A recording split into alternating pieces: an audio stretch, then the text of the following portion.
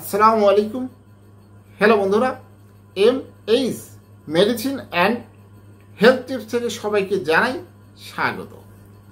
আজকে আপনাদের জানাবো টাইফয়েড জ্বরের লক্ষণ ও প্রতিকার কি। আমাদের জ্বর আসতে পারে, কিন্তু কোন জ্বর, কি লক্ষণ, এটা কিন্তু আমাদের জানা প্রয়োজন। আমাদের আজকের বিষয় হচ্ছে টাইফয়েড জ্বরের লক্ষণ কি এবং প্রতিকার কি। চলুন জানা যাক। টাইফয়েড জ্বর হলো এক ধরনের ব্যাকটেরিয়া ঘটিত রোগ। এই রোগ স্যালমোনেলা টাইফি নামে ব্যাকটেরিয়ার কারণে হয়। সাধারণত জীবাণু প্রবেশের 6 থেকে 30 দিন পর এই জ্বরের লক্ষণ শরীরে প্রকাশ পেতে শুরু করে। সালমোনেলা টাইফি নামক এক প্রকার ব্যাকটেরিয়া যখন অন্ত্র ও রক্তে বৃদ্ধি পায়, তখনই টাইফয়েড জ্বরে আক্রান্ত হয় রোগী। এই জ্বরে আক্রান্ত হলে রোগীর শরীরে বেশ কিছু লক্ষণ স্পষ্ট হতে শুরু করে। এই লক্ষণগুলো কি, চলুন জানা যাক। এই রোগের লক্ষণ মৃদু থেকে তীব্র হতে পারে।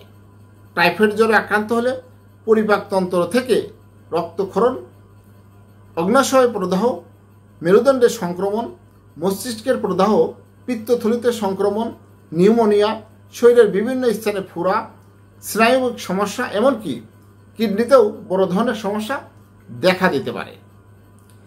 এখন একটা জিনিস হচ্ছে করণীয় কি, চলুন সেটাও জানা যাক। টাইফয়েড জ্বর হলে কি করণীয় আমাদের প্রথমেই বুঝতে পারেন না অনেকেই। এই প্রসঙ্গে কিছু পরামর্শ দিয়েছেন বিশেষজ্ঞ চিকিৎসকেরা।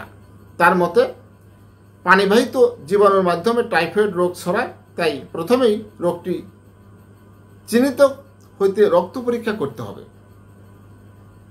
এছাড়া টাইফয়েড রোগের ক্ষেত্রে পরিষ্কার পরিচ্ছন্ন থাকা, পানি ফুটিয়ে খাওয়া, খাবার গ্রহণের সতর্কতা, বাসস্থান, টয়লেটের সুব্যবস্থা নিশ্চিত করতে হবে।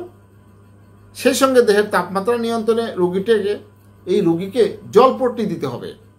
চিকিৎসকের পরামর্শ অনুযায়ী চিকিৎসা দিতে হবে।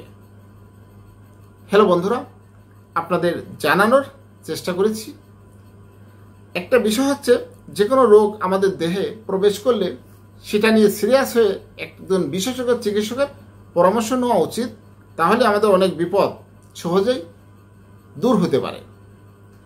আজকের মতো বিদায় নিচ্ছি। আমার এই ভিডিওটি যদি ভালো লাগে, নতুন নতুন ভিডিও পেতে আমার চ্যানেলটি এখনই সাবস্ক্রাইব করে রাখুন, লাইক, কমেন্ট, শেয়ার করুন। সবাই ভালো থাকবেন।